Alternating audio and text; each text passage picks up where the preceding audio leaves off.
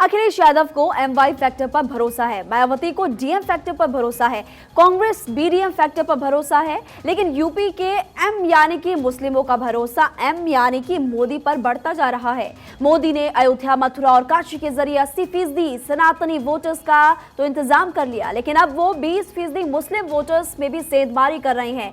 बुलंदशहर में मुस्लिम वोटर्स 35% के आसपास, लेकिन फिर भी वहां पर 2014-19 में कमल खिला है और बुलंदशहर में मोदी की रैली में बड़ी तादाद में मुस्लिम नजर आए। इतना ही नहीं, बुलंदशहर के मुस्लिमों ने मोदी पर भरोसा भी जताया। तो सपा बसपा कांग्रेस का ये मुस्लिम वोट बैंक क्या छिटक कर मोदी के साथ जाने वाला है? तमाम सवाल खड़े होते, जवाब देखिए इस रिपोर्ट के जरिए।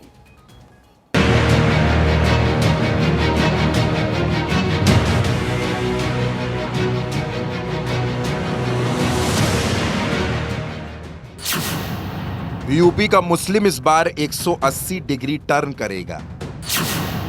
अखिलेश, मायावती, राहुल तीनों को लगेगा झटका। मुस्लिम समझ चुके हैं कि कल्याण कहां होगा। बीजेपी ने 20% वोटर्स में बड़ी सेंधमारी कर दी है।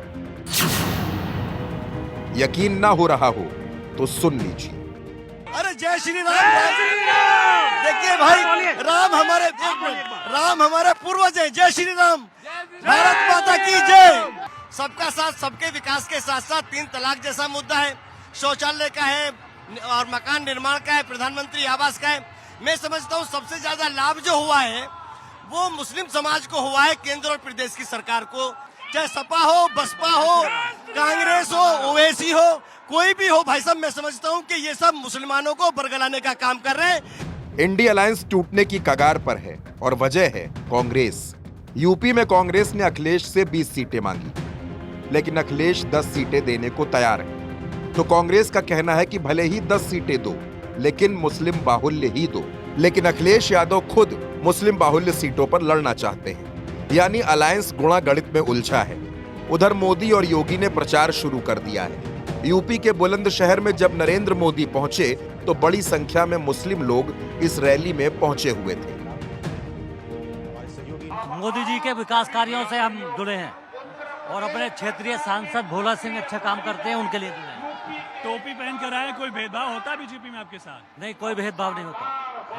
हमें बराबर विकास, जो भी चीज मिल रही है मुसलमानों को बहुत ज्यादा मिल रही है। और योगी जी कैसा काम कर रहे हैं? बहुत बढ़िया काम कर रहे हैं। राम मंदिर में प्राण प्रतिष्ठा हो गई। राम मंदिर में प्राण प्रतिष्ठा हो गई। हाँ, हो गई। राम मंदिर बन गया। कोई दिक्कत आज सुदीन ओवैसी कह रहे हैं कि वो बाबरी मस्जिद ओवैसी को हमारे यहाँ नहीं मानते। ओवैसी को हमारे यहाँ नहीं मानते। पूरे घटनाक्रम पर हमारे बुलंदशहर में मुस्लिम वोटर्स 35% के आसपास है, लेकिन फिर भी 2014 और 2019 में यहां बीजेपी को जीत मिली। 10 साल के अंदर मुसलमानों के साथ कोई भेदभाव नहीं किया गया है।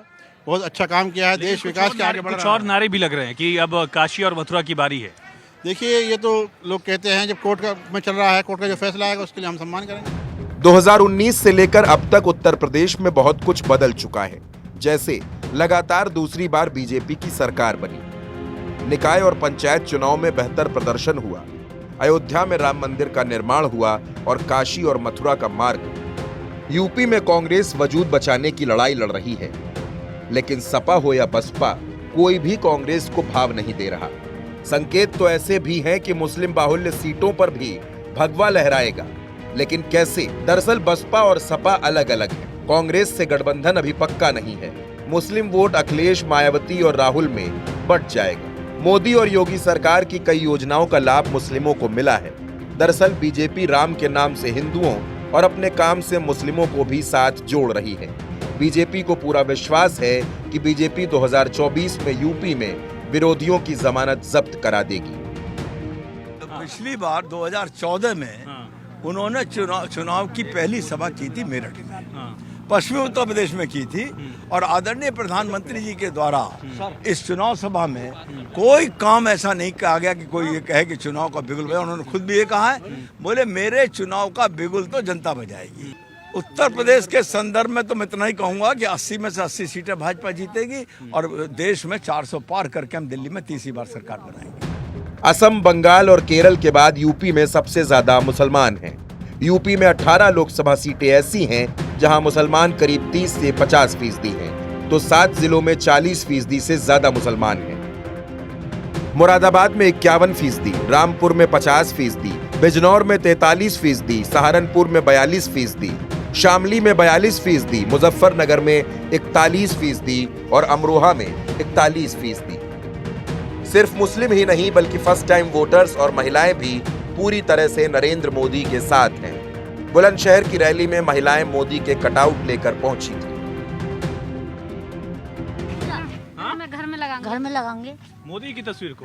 क्या करेंगे लगा के अपना राम बाप भैया बनाएंगे। हम इनकी सेवा करेंगे, इनके भैया बनाएंगे ना, भैया हमारे। हाँ। राखी बांधेगी। हाँ, राखी बांधेंगे। आपने उठाया, आप कुछ बोली नहीं रही। हम भी यही करेंगे और क्या करेंगे। क्या करना है मोदी जी की तस्वीर के लिए? भैया बनाएंगे। देश की हमारे भगवान आए, हमारे जनता आई, हमारे भगवान आए, हमारे देश की रक्षा करने के लिए आए है ना जी। हमें सुरक्षा दे रहे हैं। सुरक्षित महसूस करती हैं आप? हाँ। पहले नहीं सुरक्षा दी है? नहीं, पहले नहीं। अब है। किसकी सरकार में नहीं थी? कांग्रेस की भी नहीं, अखिलेश की भी नहीं, किसी की भी नहीं। मुसलमान सपा, बसपा और कांग्रेस से दूर जा रहे हैं और मोदी के करीब आ रहे हैं। इसके पीछे बड़ी वजह है मोदी और योगी की वो योजनाएं जिनका बिना किसी भेदभाव के हिंदू और मुस्लिम दोनों को लाभ मिल रहा है।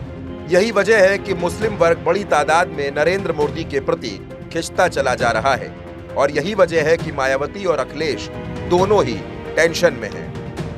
Bureau report, Bharat 24।